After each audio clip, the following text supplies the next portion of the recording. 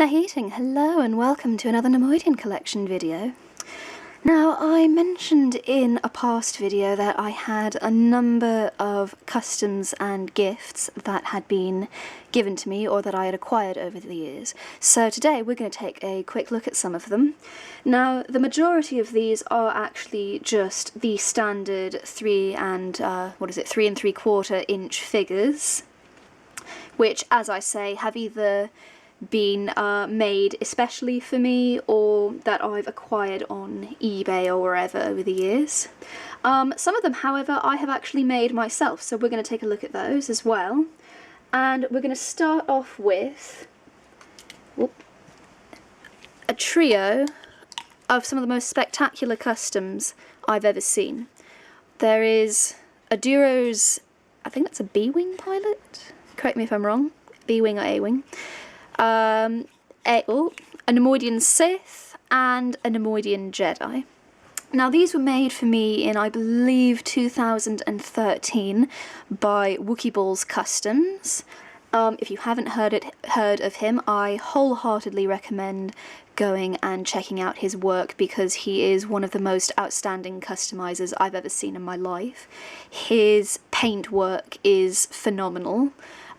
His sculpting, his just the whole scope of his work is absolutely mind-blowing. He could easily give Hasbro a run for its money. He's one of those customizers that makes you realise that you are literally, that figure-wise, you are literally in better hands with the fans than with the company itself. But anyway, these were actually, I believe, a birthday present, and he didn't even charge me for shipping, bless his heart. Nice set of figures. They're still articulated, save for the feet, which he's very kindly put onto a stand for me because, admittedly, some of the figures that he has used are notoriously hard to stand up on their own. I'm afraid I won't be able to recognise all the parts of the figures that he has used in this. As I say, I can recognise I can recognise Elor's Madak, his hands and his head, and as I say, I believe it's either an A-wing or a B-wing pilot. I'm very sorry, I cannot remember myself. I'm sure someone will let me know in the comments. Hint, hint. I believe his blaster's even detachable. So these are fully posable and, you know, fully posable figures, fully articulated, again, save for the feet, so he has done an absolutely superb job with them. The Sith is, let's see, it's either the Neimoidian warrior or the Neimoidian commander head. I say both because they both used the exact same head, and he's done absolutely outstanding paintwork, if it will show up, with the Sith tattoos on his face. Come on.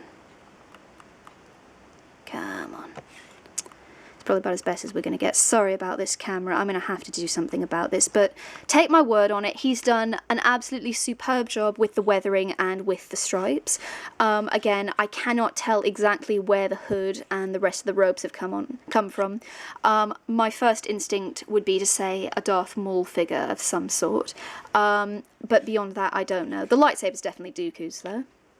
As for the Jedi, I believe it's some form of Obi-Wan robes. The headpiece is definitely from an Obi-Wan figure. One from the Jedi Starfighter pilot, I believe. Again, it's a little bit out of my area of speciality. But yeah, 3 absolutely spectacular figures. I absolutely love displaying these. They look gorgeous. They really stand out next to the standard figures. And again, if you have not heard of Wookiee Balls, if you have not checked out his work, I believe he's on Imperial Shipyards. I don't know if he has a personal website. I think he's got a Facebook page. I'm not sure. But if you can find him, check him out. I believe he takes requests. But beyond that, I'm afraid I don't know. But well worth checking out if you have a piece in mind. The next piece is, again, by another customizer, Collins Customs. This piece was, again, made especially for me, right after it was announced that I had a Star Wars character named after me. It's a little Zill figure. I showed this one off, I believe, during my 100 subscribers video, and he's a little bit scuffed up, I'm afraid, because he has actually travelled with me to a few places. When I travel, I like to take a few pictures with my Neimoidian figures because I'm a dork like that. But no, this is a lovely figure because particularly because it has retained all of its articulation. His legs are still bendable. I believe he's even got he's even got ankle articulation, I believe. The robe's absolutely spot on. It's even got the overlaid bit. You can't see it too well in the film, obviously, but you can in a few of the promotional images. Bit glued on, I believe, is from a blue Republic guard. Sleeves are from an Episode 2 Palpatine from the Saga collection, I believe. Face is a Dulce Dauphine. Hands, not too sure about those. Possibly Dulce Dauphine. I'm not sure. Someone will know. Absolutely outstanding little figure. He goes wherever my Newt figure goes. Obviously, you know, occupation council and all that. But no, he's superb. We're obviously never going to see an official Zill figure, but this is an outstanding recreation of him, again by Collins Customs, another of the most amazing customizers I've ever seen. I believe he's also on Imperial Shipyards. I can't remember if he's got a Facebook page. He's worth looking up. He's a lovely chap. I believe he also does requests, but I'm again, don't quote me on that. I'm not sure. But yes, he completely surprised me with this one straight after the news got out. He actually had intended to send it to me completely by surprise, by getting my address from Wookiee Balls, who again, you know, had sent me some figures, but neither of them could remember my address, so he actually asked me, you know, personally for it. It, again, didn't charge me a penny even for shipping. Two absolutely amazing customizers, absolutely lovely blokes, well worth looking up if you can find them. Now, these next three figures were a find on eBay, and I've got no idea about their origin. The seller's description said that they were from 1999, although I don't know if the customs are from 1999, or rather if he meant the customs were from 1999, or the figures themselves. The figures obviously are. They're supposed to, again, the description said they were supposed to be Neimoidian diplomats, which, you know, makes sense to me. They've done a variety of different things with the various Neimoidian warriors, bodies and Newt Gunray is not a warrior, and headgear, some of which obviously isn't from Star Wars. I'm not sure where this headgear came from, or this one. It looks to me almost like it's a modified... Hang on. That's a tack. That's one of those wall tacks that they've stuck in. That's really clever. I've just literally this second noticed that. That's really clever.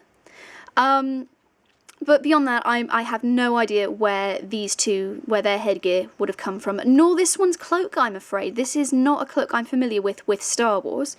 Obviously, this one, a heavily modified Newt Gunray, a modified Rune Hacker body with Newt Gunray hands and head, and heavily modified Newt Gunray headgear.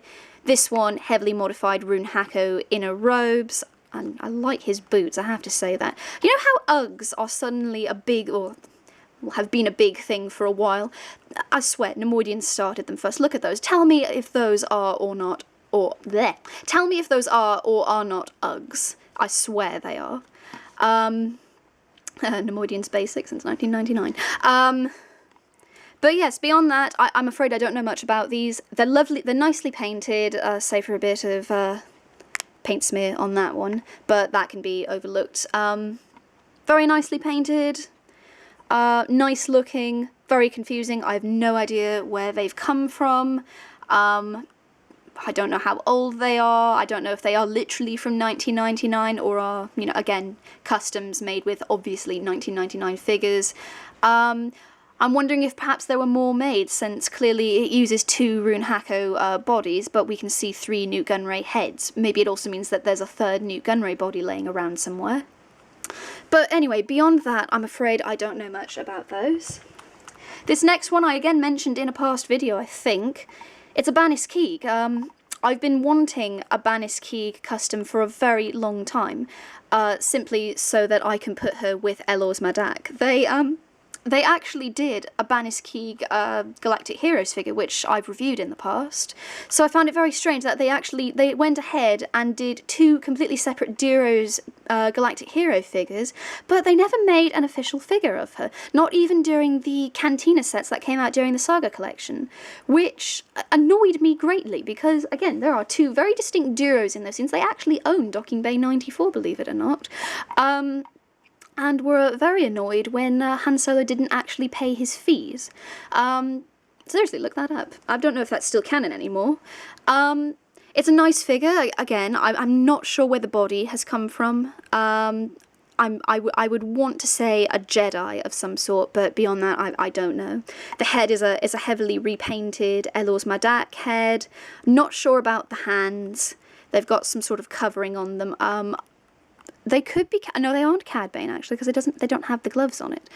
Beyond that, well articulated, far better articulated than her husband. Knees, elbows, shoulders, everything. Basically standard articulation before they went back to this rubbish 5 points of articulation. I don't know what they were thinking about that. Hey, remember when everyone said that 5 points of articulation would make figures more cheap and collectible, but I still paid $14.99 for a standard figure the other day? No, that was absolute rubbish. Sorry, going back. Again, not too much to say about this figure. I love having her for the sake of having her, because I can display her next to Eloz Madak, and that's it, really. It's nicely weathered, nicely painted. I'm just glad I've got a Banisky, really. Next one, very quickly, I showed this in a past video. It's the Neimoidian custom that my other half made for me. Again, he made it so that it's, how do I say this? It's me in Neimoidian form. I love this little figure. I told you I display it next to my Taehao and Lot Dodd customs, but I won't talk too much about this since I've done that in a past video, but again, just wanted to show that off quickly. Now, these next 3 are actually customs that I made when I was quite a bit younger. They're far from the level of any of the customs I have, but I wanted to show them off all the same. This is an Episode 3 Nute Gunray, which I made from a Rune Hako body, so I preserved the elbow articulation, with a Nute Gunray head glued on, and amazingly, while I made this custom, I actually got that scar, because an X-Acto knife slipped and it gouged a 1/4 inch deep hole into my hand. You could see the tendon moving and everything. I suppose it was punishment for having to boil and pop 2 Neimoidians that day. Insert your own innuendo there. It meant I had to hold off on customizing for a little while, but it was worth it in the end. I did try to preserve the paint with PVA glue. It hasn't come off quite as well as I had wanted to. It was better in a drier environment, but as I am in the southwest of the UK, it is notoriously damp here, and my Neimoidian collection seems to bear quite a brunt of that. So the glue hasn't done quite as good a job here as it did in the States. But for what it is, I'm reasonably pleased with it. It's a personal project I'd wanted to do for a while, and I'm, again, quite pleased with how it came out overall. It was one of my first forays into customizing. Again, it's not nearly up to the standard of other figures, but for what it is, I'm reasonably pleased with it. And even though it looks terrible, I know, I did not do a very good job painting the inner bits. That I really should have sculpted those. I'm far better at sculpting than I am at painting. This next one is a Sib Canet from the Clone Wars series, which I actually made for a contest. I had absolutely no hope of winning the contest from the get-go, but I wanted to enter all the same and try and make, you know, a nice figure. I don't know how much I succeeded. I have actually made a Martuk figure, but it has absolutely fallen apart, and there's no way I'm going to show it on camera in its current state. I'm probably taking a risk showing this one on camera, but again, it was a Dolce Dauphine body, modified the hat, added some sculpey bits to his shoulders, not quite as detailed as in the Clone Wars, added some of those sculpey decorations to his chest, painted the fabric directly, did not come out quite as well on the bottom half, because the lighter paint didn't show up quite as well against the dark blue fabric. Kind of bled into it a bit. Either way, it didn't come out very well. Amazingly, I actually did get some votes for this in the contest, when I think I got about 2 or 3 votes for this, when there were far better customs that actually received no votes. So I'm not sure if they were sympathy votes, they probably were in all fairness, or what, but more than anything, again, I didn't expect to win, and I didn't particularly want to win because I had really no use for the prize. And if I had won by some amazing, stroke of fortune,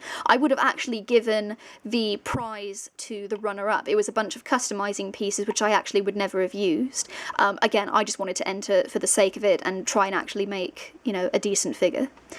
So that's my Sib Kane. This next one is absolutely battered to all hell. He's travelled a lot. He's moved about 3 times now in various boxes, so he is scuffed. I do need to repaint over the bits where he's chipped. It's a Root Gunne. Lustro's Dauphine body with, again, heavy modifications with sculpey and paint.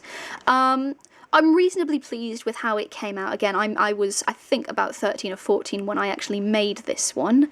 Took me a couple of days. I didn't use the right paint, so obviously it chipped over time.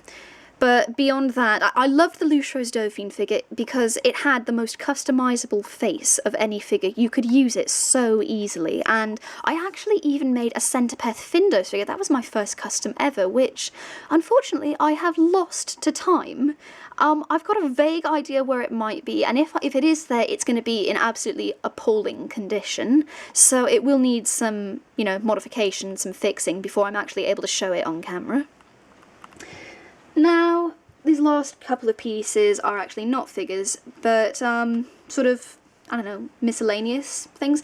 Now, I'm actually going to cover one side of this one because it has some personal details on it, which I don't want you to see. Although, if you did see it, it's actually defunct now, so good luck stalking me.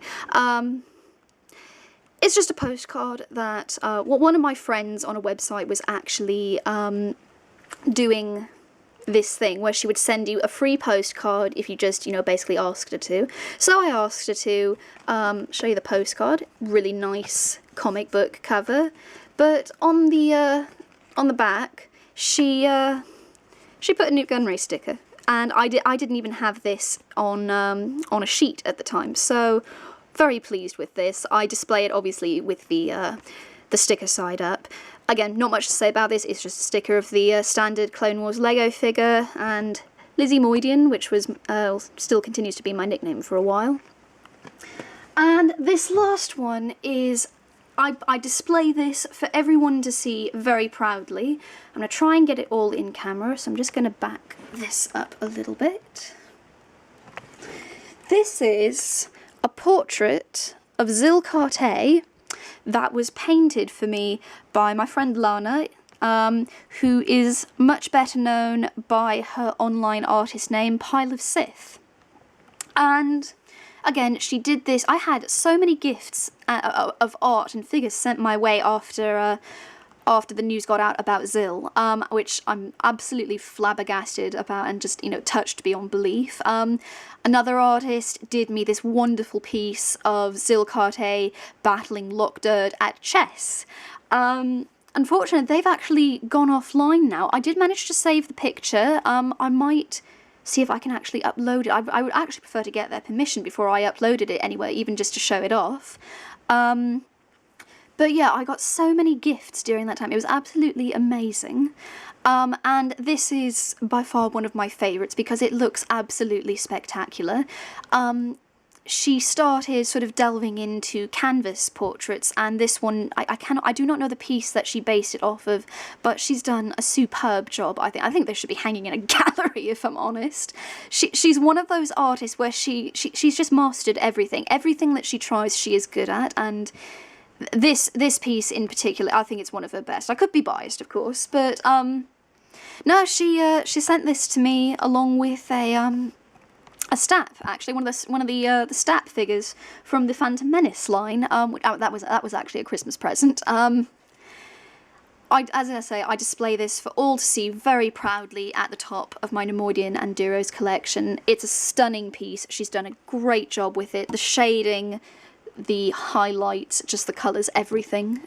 I love the clouds she's done. Sorry about the wobbly film. I'm having to move the tripod a bit to try and get it all. But you can see the clouds in the background, the incredible water that she's done. He just looks like he's sitting in a palace on, on the shore on Cato Neimoidia somewhere. He just looks absolutely spectacular.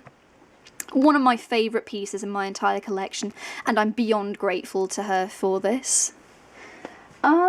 Other than that, though, I believe that is actually it for now. I acquire more customs and people send me more and more gifts quite frequently, so I may end up having to do a second video for this. For the time being, though, thank you very much indeed for watching, and may the Force and Neimoidians be with you.